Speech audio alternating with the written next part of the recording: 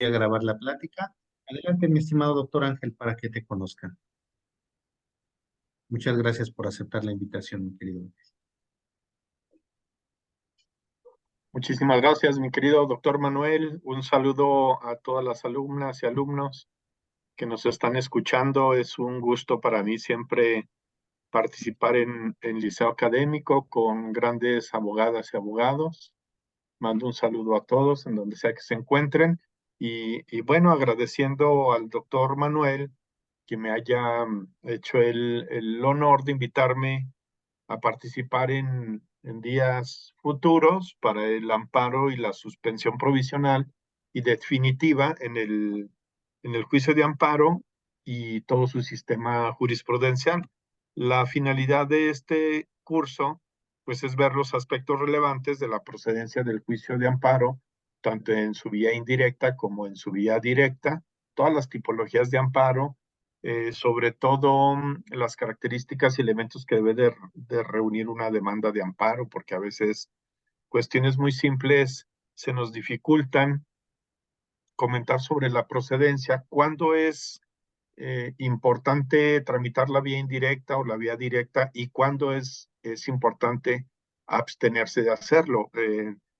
Por ponerles un ejemplo, a veces estamos en el sistema acusatorio y oral y hay temas muy particulares, sobre todo en el tema de exclusión de pruebas, o bueno, cuando se admiten también, pero son ilícitas, en una etapa procesal que no es la apropiada, por cualquier error de formalidad o de fondo. Es importante que sepamos si estas violaciones procesales trascienden, afectan las defensas del quejoso y trascienden al resultado del fallo para ver si vamos a atacar la apelación o no. Es decir, todos estos aspectos finos, como viene siendo la cuestión de la inoperancia en el juicio de amparo, la cuestión de la improcedencia, la cuestión de si es posible impugnar o no, es decir, si vamos a impugnar, con qué resultados vamos a obtener el amparo, si van a ¿Qué ser favorables quieres? ¿Qué o, quieres? o desfavorables. También es muy importante que sepamos las características relevantes de la prisión preventiva, de la suspensión en la prisión preventiva oficiosa, de la prisión preventiva justificada, porque el tema de la prisión preventiva, tanto oficiosa como justificada, que es un tema que, como ustedes saben, ya se ha debatido bastante en las sentencias de la Corte Interamericana, son Tecpile y García Rodríguez y Alpizar, pues todavía hay unos jueces en el país que se resisten a declararla inconvencional y todavía los legisladores se resisten a quitarla del orden constitucional cuando realmente en materia de suspensión provisional y definitiva, pues ya hay todo un sistema jurisprudencial importante desde la 40 diagonal 2023 del Pleno Regional Centro Norte y del Pleno Regional Centro Sur, y también inclusive de la Suprema Corte, funcionando en pleno, y de varios circuitos, ya de tribunales colegiados de circuito, ya se han pronunciado. Pues todavía en los estados los jueces no han dado cabida a la inconvencionalidad en muchos de los casos de la prisión preventiva oficiosa y justificada. El tema de la suspensión en el amparo, la suspensión provisional y definitiva, pues trae todo un tema amplio en el sistema jurisprudencial de esta temática. No solamente el sistema jurisprudencial de la provisionalidad a la definitiva lo vamos a enfocar al área penal, también hay unas tesis jurisprudenciales de contenido muy relevante en el tema de alimentos, por ejemplo, en materia familiar, en materia civil. Hay otras jurisprudencias de suspensión provisional y definitiva en temas como los recursos, por ejemplo, de revisión de queja, cuando procede uno y cuando procede otro. También hay una temática importante en materia fiscal, en materia administrativa, en los juicios de nulidad ante el Tribunal Federal de Justicia Fiscal y Administrativa, y bueno, la procedencia del juicio de amparo directo. Esto va a ser importante porque analizar el sistema jurisprudencial y compararlo, todos estos criterios, compararlos con la nueva ley de amparo de junio del 2023 que tuvo lugar con motivo de la reforma constitucional de marzo del 2022 y donde, como ustedes saben, pues, se vinieron cambios trascendentales en la reforma, sobre todo en una nueva reestructuración del Poder Judicial Federal. Se quitó el recurso de reclamación para la Corte, se aumentó los derechos humanos para las controversias constitucionales, se creó la facultad investigadora del Consejo de la Judicatura Federal para las violaciones graves de derechos humanos, se crea la nueva figura del precedente para la Suprema Corte, funcionando en pleno y salas, y también el tema de la declaratoria general, se reforman prácticamente nueve artículos constitucionales, se vuelve a dar una conformación de 9 leyes federales, entre ellas la orgánica del Poder Judicial Federal, la de Defensoría, la de responsabilidades de los servidores públicos, la, la propia ley de remuneración, entre otras leyes, como más o menos 9 leyes federales, bueno, con motivo del cambio de la reforma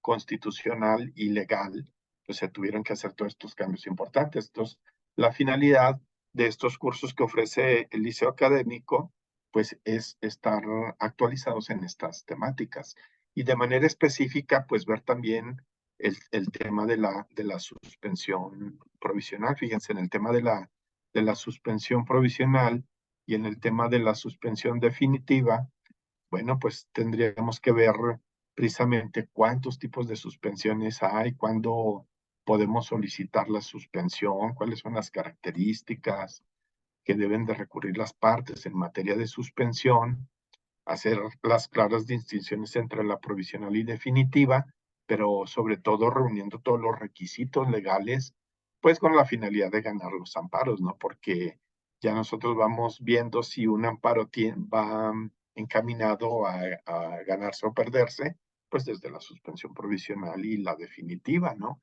Ese es un indicativo muy importante, ¿verdad? Y también otro aspecto importante, cuáles pruebas debemos de considerar para el cuaderno principal y cuáles pruebas debemos de considerar para el cuaderno incidental, porque es importante el tema del ofrecimiento de material probatorio, ¿verdad? ¿Qué debemos de exhibir en la demanda en lo principal y qué debemos de exhibir en los incidentes en la suspensión provisional y en la suspensión definitiva? Otro tema importante que vamos a ver en ese curso, yo les voy a explicar de manera muy precisa cómo opera la apariencia del buen derecho, el interés social y que no se contravengan disposiciones de orden público, es decir, cómo los jueces de distrito en este aspecto hacen la ponderación respectiva en la audiencia incidental correspondiente, pues precisamente utilizando el valor de la ponderación entre las partes para el efecto de la concesión de la suspensión provisional y en su caso de la suspensión definitiva. Entonces, cómo opera la apariencia del buen derecho y el tema del interés social y no contravenir, pues obviamente, normas de disposición de orden público. Muy importante que sepamos todas estas cuestiones, cómo acreditar el interés jurídico, el interés legítimo en estas temáticas, pues para precisamente lograr que esos actos que nosotros pedimos en el amparo pues sean suspendidos de manera provisional y con la finalidad de que se suspendan de manera definitiva. Entonces vamos a ver todas las reglas que aplican para el efecto de la suspensión contra actos o omisiones de la autoridad y también obviamente contra actos de particulares que actúan como autoridad, porque recuerden que ahora pues, el amparo también es contra actos contra particulares. Los efectos que surte la suspensión, la efectividad, cuestión de la garantía, de la contragarantía, en fin, pues vamos a ver toda esta temática, pero como les digo, pues la finalidad es ver también la cuestión de la vía incidental, y el tema del sistema jurisprudencial, que es un tema muy importante que nos determina eh, cuando por cualquier problema que se pudiera presentar en materia de suspensión podemos irnos a la revisión o bien cuando podemos irnos a la queja y todas estas cuestiones. Porque a veces esos pequeños detalles son muy importantes. Miren, por ejemplo, ahorita yo estoy tramitando un amparo de un magistrado, me contrató como su defensor y estamos viendo el tema de de la suspensión. Para empezar, desde la procedencia del amparo, porque estamos impugnando la inconstitucionalidad de un decreto del Congreso. Y ustedes saben que en el 107 y 108 de la Ley de Amparo, pues los actos del Congreso son actos soberanos, por así decirlo, ¿verdad? Hay actos contra los cuales no podemos irnos en la vía de amparo. Pero si nosotros sabemos la procedencia del amparo, podemos plantear bien el camino de la inconstitucionalidad, de la ilegalidad de las leyes y de las normas que vayan en contra de la Constitución, por ejemplo, invocando la violación al principio de división de poderes. En este caso, por mencionarles algo, mm, como son actos contra el Congreso, este, todos los magistrados compañeros de mi cliente le decían, ni interpongas el amparo, ni contrates abogado.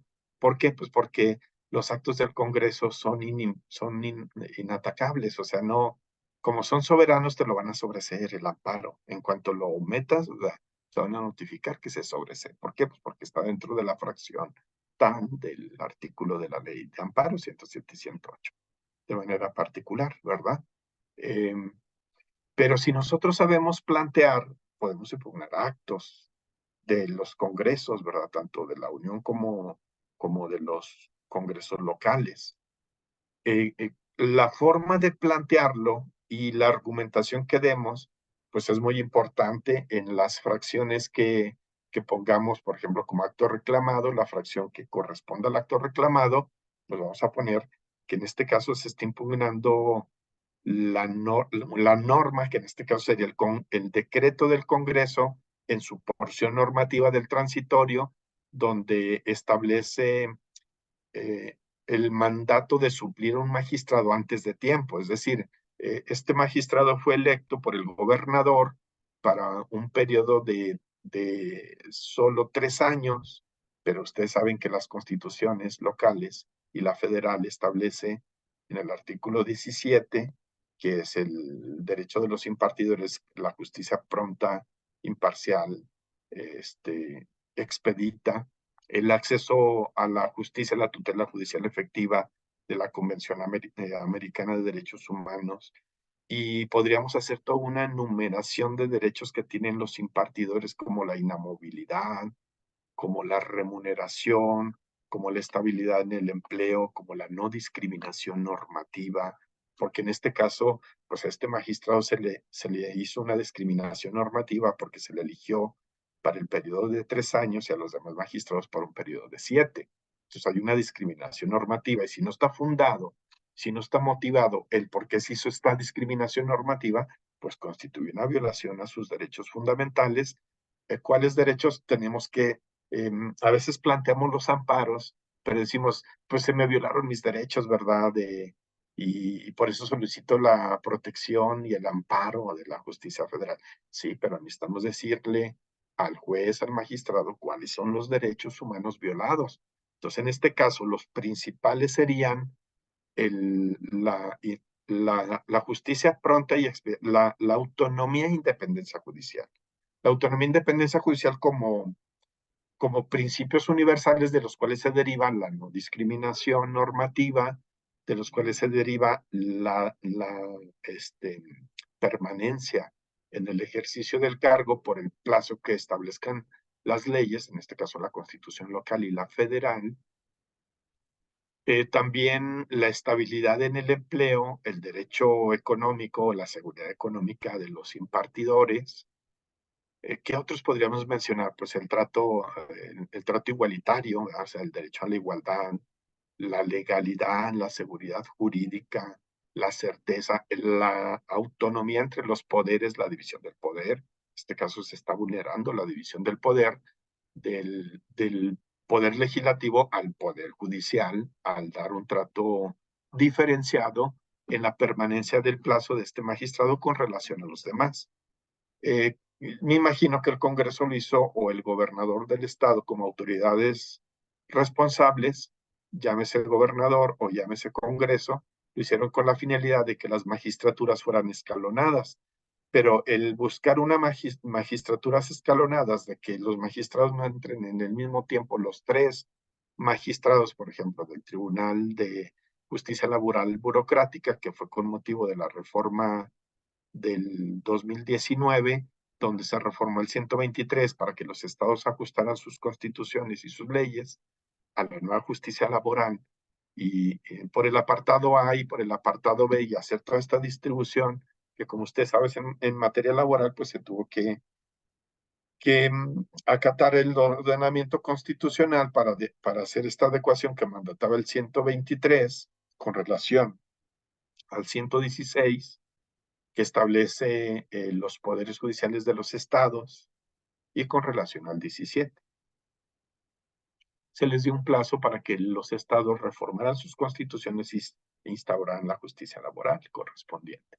Pues entonces, con motivo de esto, se eligió a un magistrado y se le eligió para un periodo de 3 años.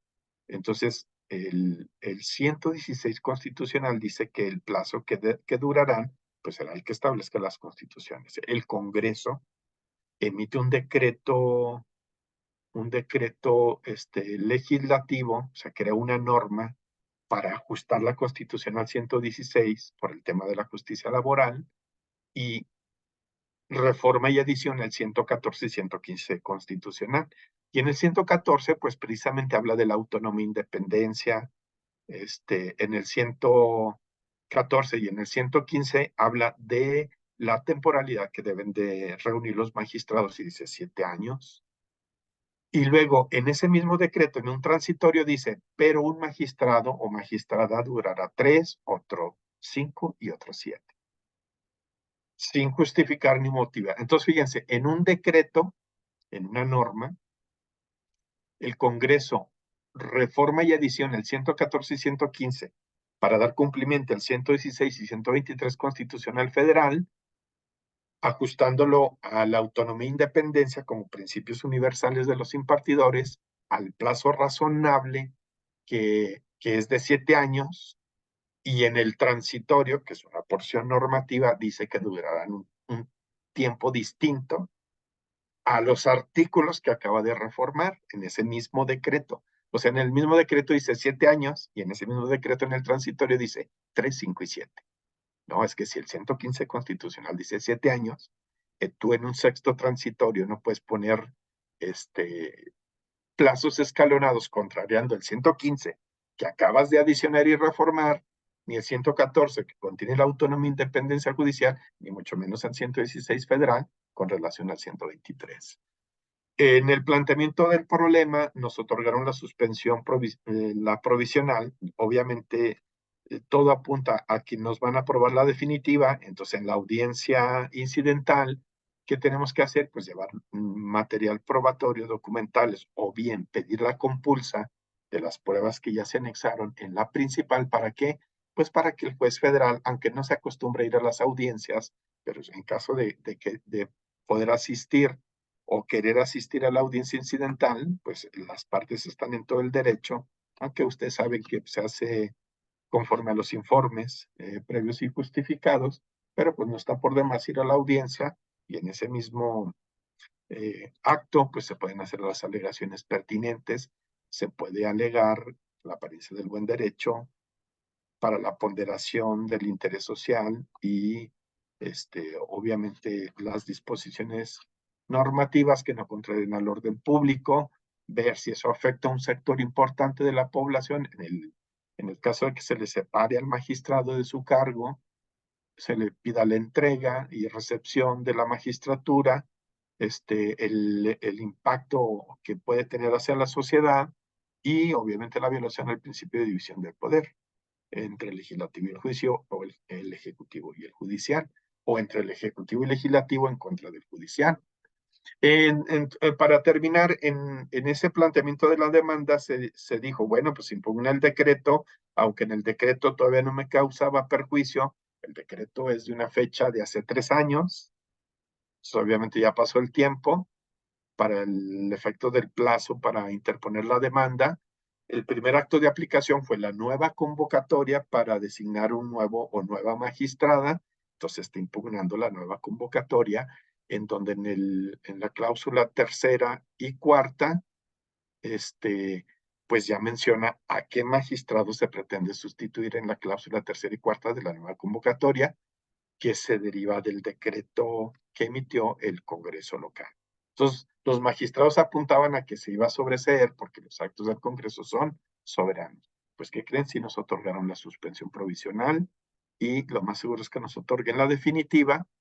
¿Y todo en qué opera? Pues en la forma de plantear los conceptos de violación, en la forma de cómo se elabora un concepto de legalidad, cómo se elabora un concepto de violación de constitucionalidad y en la forma de cómo se elabora adecuadamente un concepto de inconvencionalidad.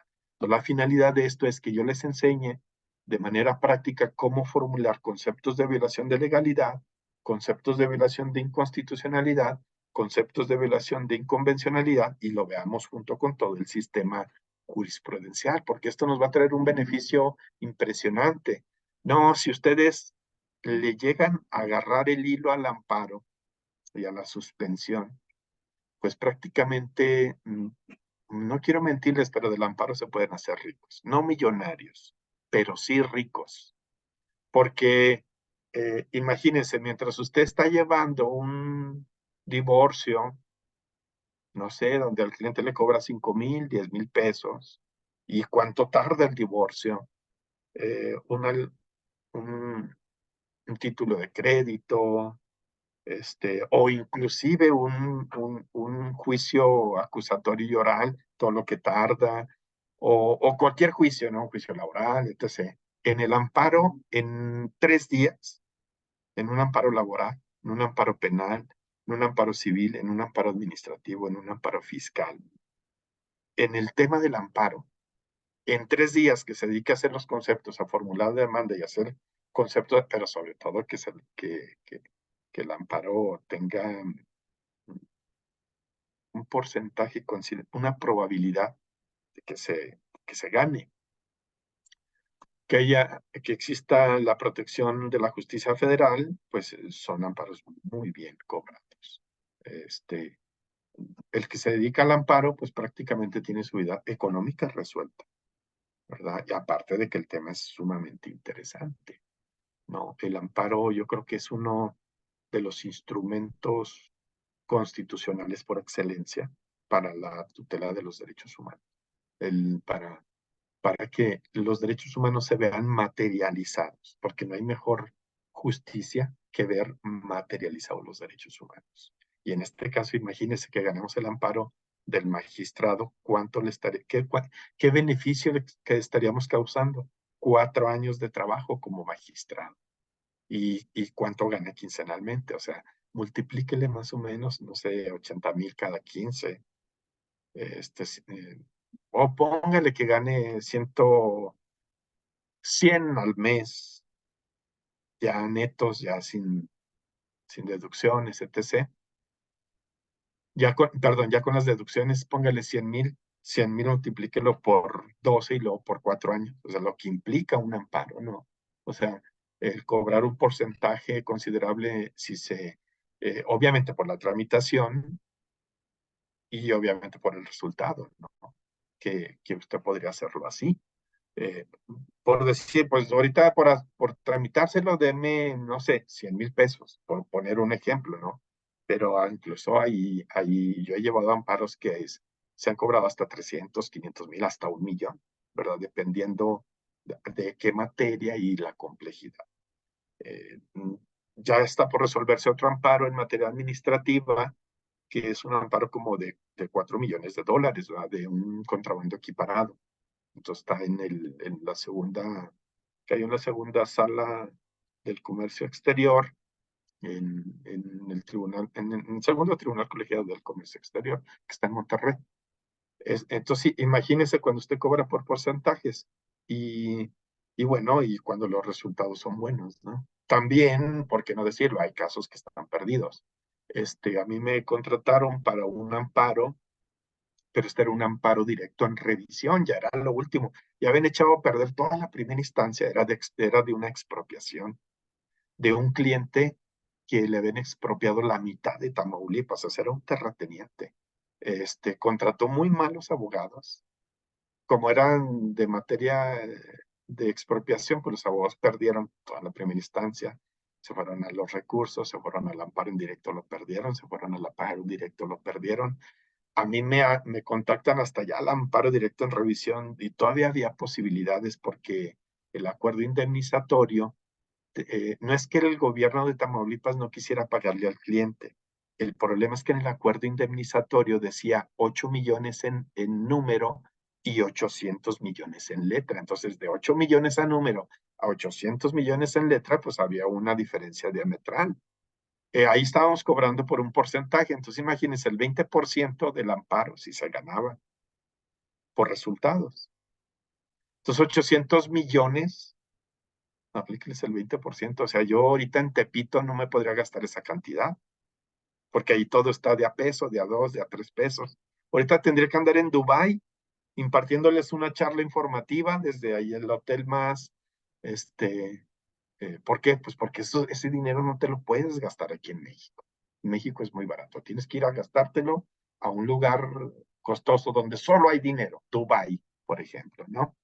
Eh, Puede llegar que les toque un caso así emblemático, un caso importante en cuestión de cuantía y también casos interesantes, ¿no?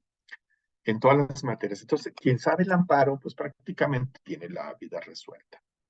Inclusive, se puede tomar el lujo de dejar de trabajar 5 años y llevar un amparo al año.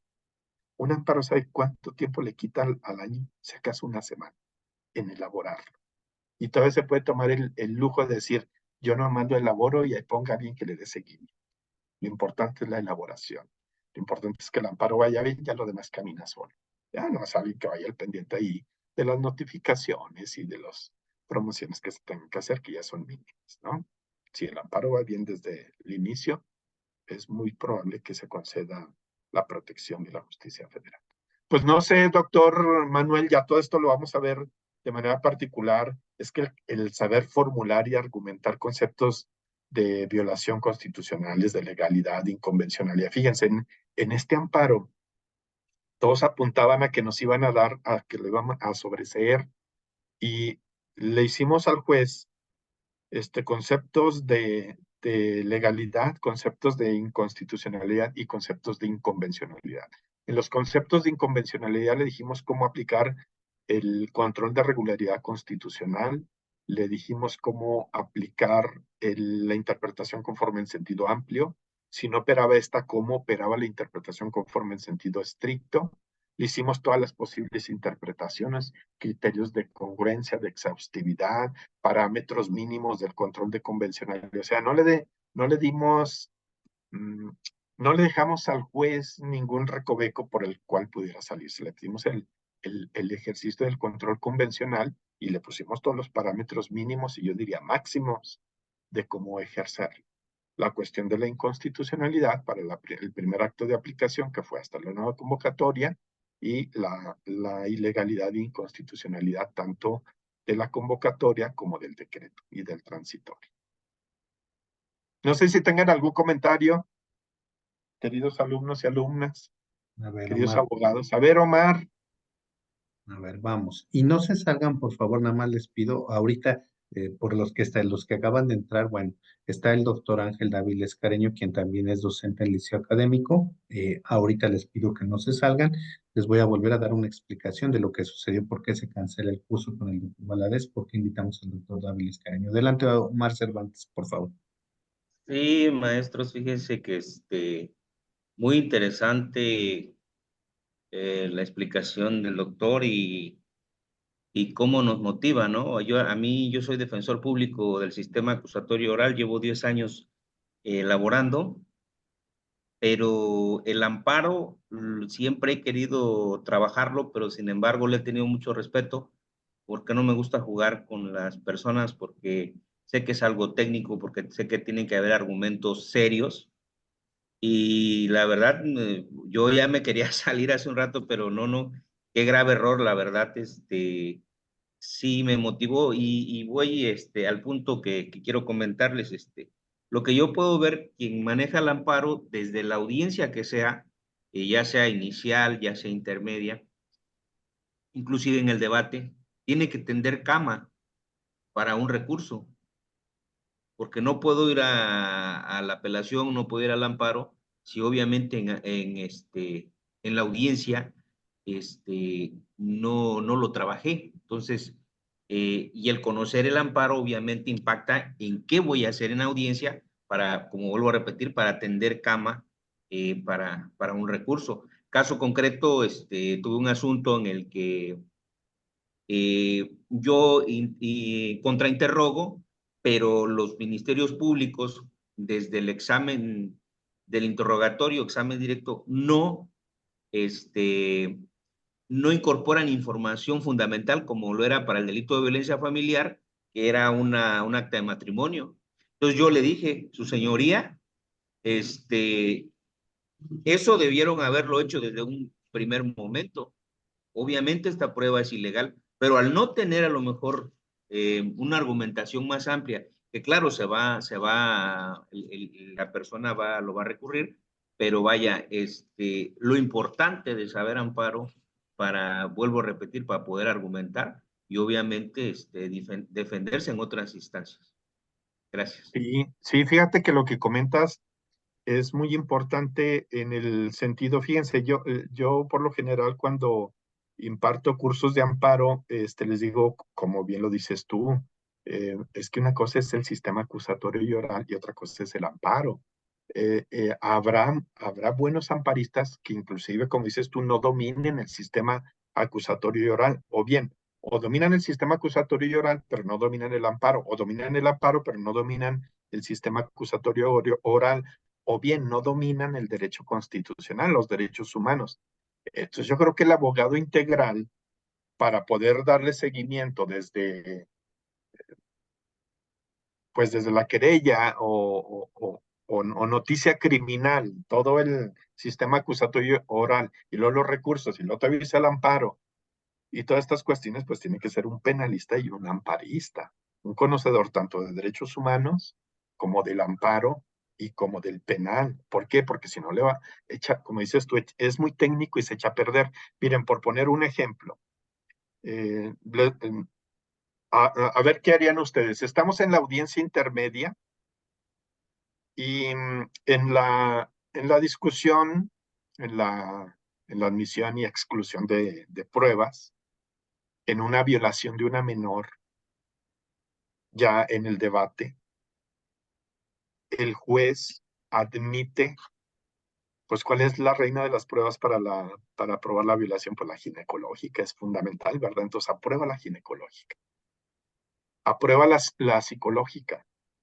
las ciertas testimoniales y, y ya, cierra debate, ya no hay más que debatir, dicta el auto de apertura y en el auto de apertura, que es el juez de control, ¿qué creen? Se le pasa a relacionar la ginecológica, que es la importante, pues, para probar la violación, ¿verdad? O sea, es una de las probanzas, pues, más relevantes, ¿no?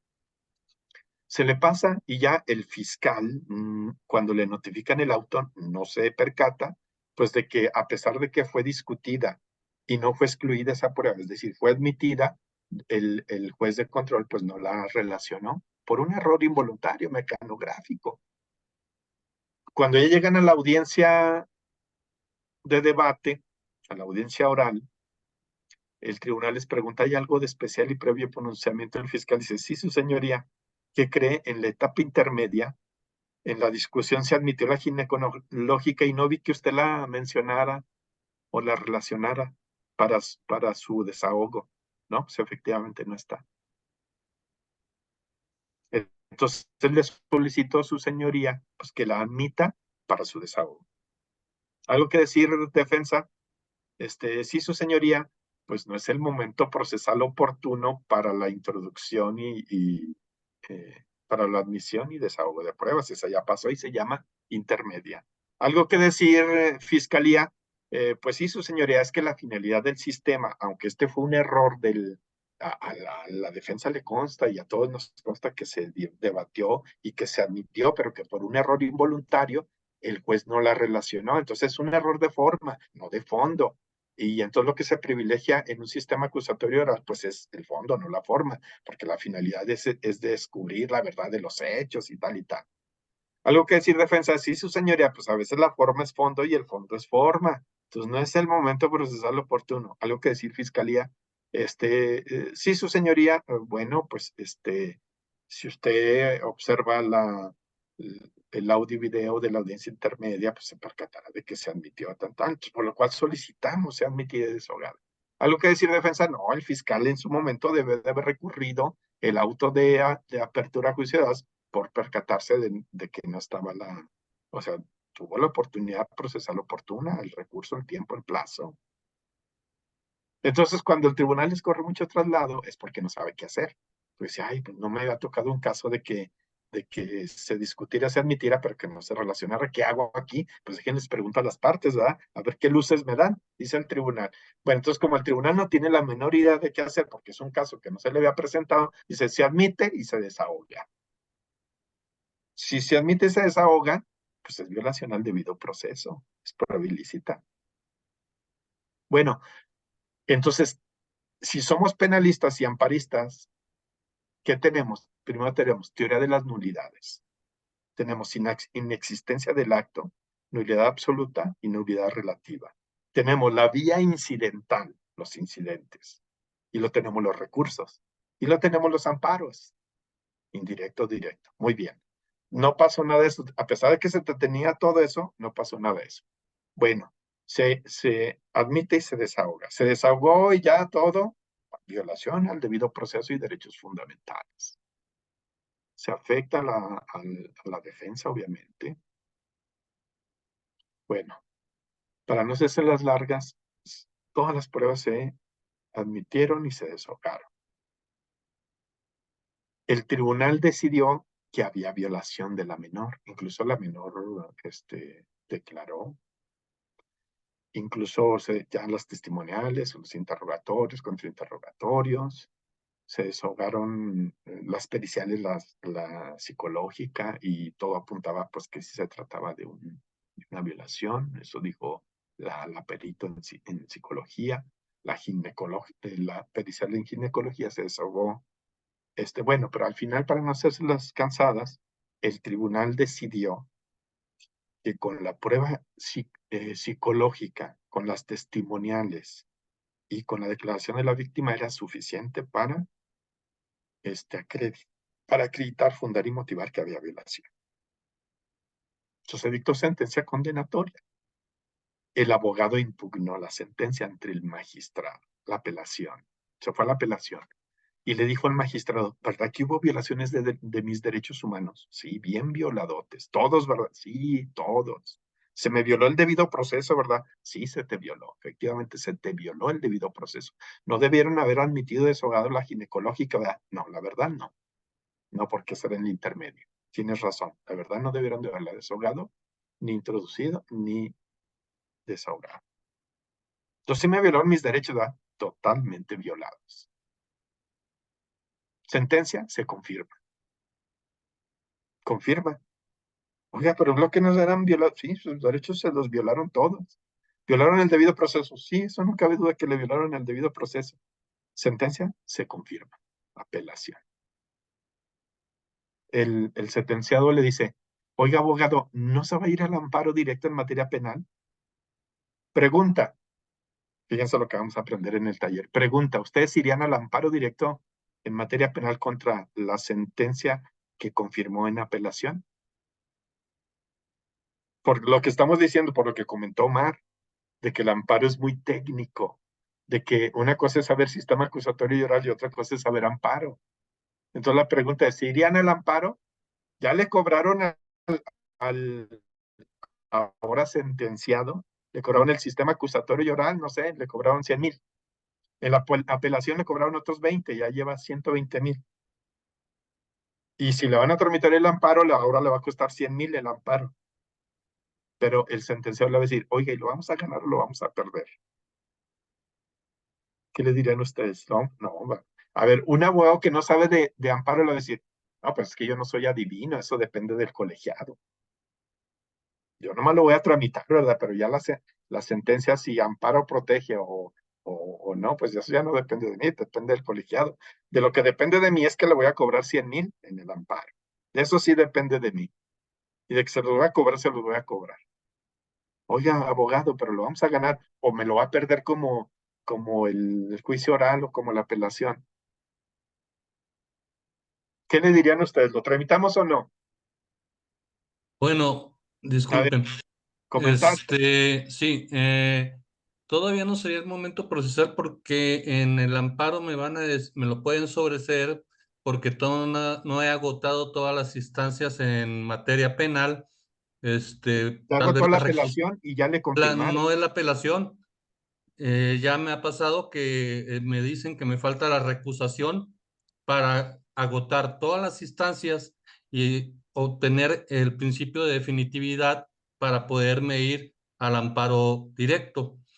De acuerdo con el compañero Omar, que en ocasiones, la mayoría de los que estamos aquí, pues, tal vez somos penalistas. Entonces, en ocasiones tiene uno que, como él dijo, tender Agotar. para ir preparando a esas vicisitudes. Por ejemplo, eso que estaba hablando usted, doctor, doctor Dávila, el artículo 97 del Código Nacional de Procedimientos Penales establece las nulidades absolutas sobre los actos concedidos en la forma por violación de derechos humanos. En un asunto que su servidor trajo, llaman a mi cliente no a la etapa inicial, no a la etapa bueno, a la etapa se me fue el nombre, a la etapa inicial y a la vinculación, lo llaman hasta la etapa intermedia como deudor solidario. Le digo, estás violando mis derechos del artículo primero, el artículo cuarto, el artículo 16, 17, y eso lo hago en misma audiencia y le hago ver a la juez que según la corte establece que ella debe resolver en ese momento, no en otro. Este, yo ahí ya lo que iba preparando es diciendo, si no me lo acepta, la nulidad absoluta por faltas a los derechos humanos dentro del debido proceso, ya tengo las armas para irme a la apelación y luego al amparo indirecto, perdón, porque ahí que tocaría el indirecto, pero ya cerrándole el paso al juez que viera mi sentido, en el sentido de que me lo estaban nombrando como deudor solidario cuando el 135 del Código Nacional establece lo que debe contener la acusación y en el último párrafo dice que el que debe pagar el hecho cometido o la reparación del daño es el que lo cometió, no un deudor solidario. Sí, Entonces, estoy de acuerdo con Omar, estoy de acuerdo con usted, pero mi respuesta sería aún no, porque tengo que agotar todas las instancias que me dé de recursos. El sistema penal hasta la recusación, agotar totalmente y ya poder irme al amparo, ya sea directo o indirecto, el que crea según conveniente. corresponda. Muy bien. Entonces, fíjense, lo que dice Jesús es muy importante porque cuando nosotros estamos en un sistema acusatorio oral, ni hacemos uso muchas veces de los incidentes, de la vía incidental, no hacemos uso de los recursos y a veces no hacemos uso de las teorías de las nulidades. Entonces tenemos teoría de las nulidades, las vías incidentales, los incidentes y los recursos. Y luego, después de ahí, de lo que dice Jesús, pues tenemos ya la vía del amparo, ya sea indirecto o la vía del amparo directo. Entonces, el saber la procedencia del amparo y decir, Pues si me voy a ir al amparo directo, pero el amparo directo en la regla número 3 o 4 me dice que tengo que agotar el principio de definitividad porque el amparo directo procede contra sentencias definitivas, laudos o resoluciones que ponen fin en juicio. Entonces, como no estoy agotando la definitiva, ¿qué va a pasar? Me lo van a sobreseer, ¿verdad? Muy bien. Ahora, siguiente ejemplo. Vamos a suponer que si ya agotamos todas las instancias, me voy al amparo, o sea, ya agoté los recursos. ¿Me voy al amparo de este sentenciado? La respuesta es no. ¿Por qué no? Porque fíjense, oiga, si el magistrado de apelación dijo que sí hubo violación al debido proceso, el del tribunal de enjuiciamiento al final saliendo de la audiencia dijo, ay no, pues la regué por admitir y desahogar una prueba fuera de tiempo. Las etapas precluyen. Hay un principio que se llama irreversibilidad de las etapas. Defensor, discúlpeme, pues es que no supe qué hacer. Y bueno, la admití, se desahogó, pero pues no, la verdad es que sí es ilícito y viola el debido proceso, un derecho subjetivo público. El magistrado también ya le dijo todo, ya todas las etapas que agotó, todos los recursos, todos dijeron que sí, hubo violación al debido proceso, derechos humanos. Entonces la respuesta es, ¿me voy al amparo? La respuesta es no. La pregunta es, ¿me voy al amparo? La respuesta es no. ¿Por qué no? Porque me lo van a declarar inoperante. Entonces luego tengo que decir al sentenciado, en el recurso ya nos confirmaron, o sea, vas a seguir en prisión por tantos años. Oiga, ¿nos podemos ir al amparo? Sí, nos podemos ir al amparo. Oye, ¿lo vamos a ganar o lo vamos a perder? Lo vamos a perder.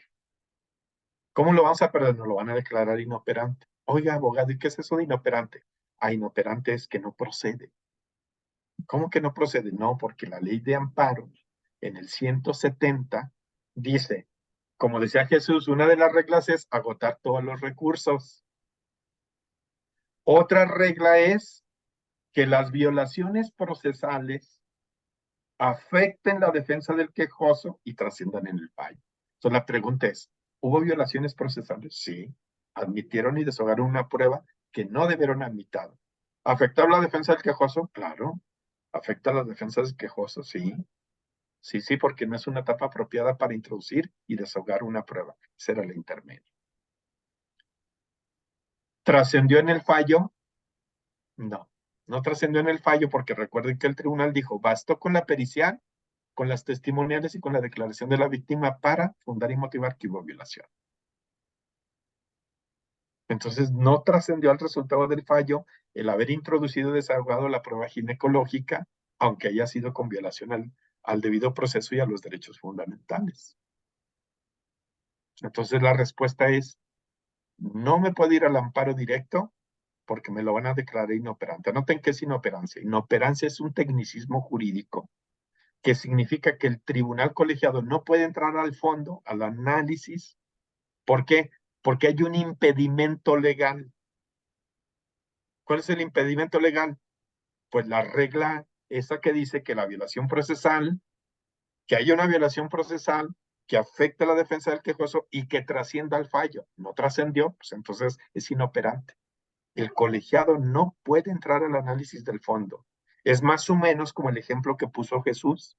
¿No se agotaron los recursos? No, pues ni modo, es que no se puede, porque tienes que agotar la definitividad tanto en el indirecto como en el directo, nomás que las reglas tienen sus reglas y sus excepciones por la vía indirecta y por la vía directa. Pero en los dos opera el principio de definitividad, porque recuerden que la definitividad es un principio para las dos vías en el amparo, no solo para una. Y recuerden que las violaciones procesales que afectan la defensa del quejoso y que trascienden al fallo es una regla de trámite, es una regla procesal, es una regla para que proceda el amparo. Si no hay eso, no procede. Entonces, ¿cómo no lo van a declarar? Inoperante. Y el sentenciado que va a decir, oiga, ¿usted es adivino en el amparo? No, no soy adivino. Oye, ¿cómo me lo podría explicar en palabras simples para que yo lo entienda? Porque no entiendo qué es esos términos de licenciados, de inoperante. ¿Me lo puede explicar ¿ha visto la ley y el orden? Sí, sí lo he visto. Sí, hay la ley y el orden en Miami, sí, todo eso lo he visto. Bueno, pues es como la ley y el orden. Miren, en la ley y el orden llegan dos detectives al lugar del crimen, del homicidio. un detective ya pues experimentado, colmilludo y uno inexperto, ¿verdad?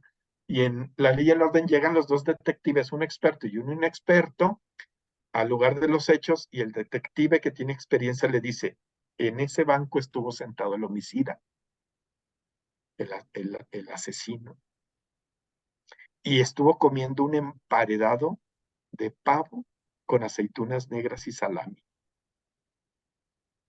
Y el que no está experimentado le dice, oye, ¿y cómo supiste que estuvo sentado ahí, que se comió eso? Por las migajas que hay. Y le dice el experimentado, no, porque aquí en la envoltura dice emparedado de jamón de pavo con tal y tal. Aquí dice en la envoltura. Entonces por eso es el que comió eso. Entonces digan, no es que seamos adivinos, ni que seamos grandes detectives. Eso comió el homicida porque el papel que estaba ya vacío, eso decía emparedado de tal, ahí decía con letras. Entonces, ¿cómo sabemos que lo iban a declarar inoperante, Omar? Porque la ley de amparo lo dice, se llama 170 regla tal, que dice, si las violaciones procesales no afectan la defensa del quejoso y no trascienden al fallo, no procede el amparo. No puede entrar al análisis. Entonces se llama inoperancia. Es un tecnicismo legal que significa que la ley prohíbe que yo entre al análisis. ¿Por qué prohíbe? Porque no procede el amparo. Hay una regla ahí en el 170 de la ley de amparo que me dice, en estos casos no procede, y no puede entrar ni siquiera al análisis, ni siquiera procede, mucho menos que entre al fondo. Entonces no es que yo sea un gran amparista o que sea un gran adivino del amparo, para decirle al sentenciado, no lo van a declarar inoperante. No, lo que pasa es que el letrerote ahí dice emparedado de jamón con aceitunas negras, ¿verdad? O sea, el letrerote ahí dice 170 fracción tan cuando las violaciones procesales afecten las defensas del quejoso y trasciendan en el fallo. Entonces, no se dio esto, pues es inoperante, no procede, ni siquiera procede. ¿Sí? ¿Sí me explico? Entonces, todo eso yo les voy a enseñar. Les voy a enseñar todas esas técnicas y obviamente pues lo vamos a enfocar a la suspensión provisional definitiva, al sistema jurisprudencial, a la prisión preventiva oficiosa y justificada, para que vean ustedes, porque hay mucho material en sistema jurisprudencial, entonces va a ser un taller muy interesante. Pues agradezco al doctor Manuel la invitación a esta plática informativa, a esta charla informativa. Espero, queridas alumnas y alumnos, verlos en el próximo taller que me hizo el honor el doctor Manuel de invitarme. Espero verlos ahí para volverlos a saludar y desarrollar temas ya de manera profunda y enseñarles ciertas estrategias de litigación, sobre todo amparo, tramitación y suspensión y sistema jurisprudencial. Muchísimas gracias, doctor Manuel. Muchas gracias, doctor Ángel, por habernos acompañado un ratito. Te agradezco y pues muy amable, muy gentil. Les mando un fuerte abrazo a todos y les deseo excelente noche. Gracias. Y pues yo les pido que nos quedemos los demás en sala. Gracias, doctor. Para concluir con el tema que tenemos pendiente, porque a ver, miren, vamos, permítanme tantito, a ver. Gracias a todos los que se quedaron. Para que retomemos, porque hay quien me está preguntando, voy a detener la grabación, permítanme.